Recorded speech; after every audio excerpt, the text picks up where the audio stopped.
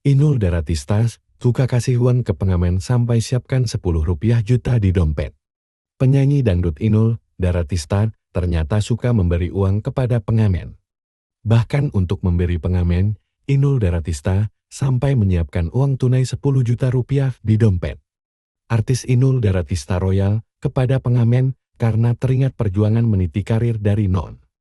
Pedangdut Inul Daratista tidak akan pernah melupakan perjalanan karirnya sebagai penyanyi. Itulah yang membuat istri Adam Susino ini terus berbagi kepada para pengamen di jalanan. Inul tahu betul bagaimana susahnya jadi pengamen. Ia pernah mengalami hal serupa, manggung di cafe dari pukul 8 malam hingga pukul 2 pagi, hanya dibayar Rp20.000. Pedangdut yang memiliki ciri khas goyang ngebor itu selalu menyiapkan uang tunai senilai 10 juta rupiah di dompet untuk dibagikan.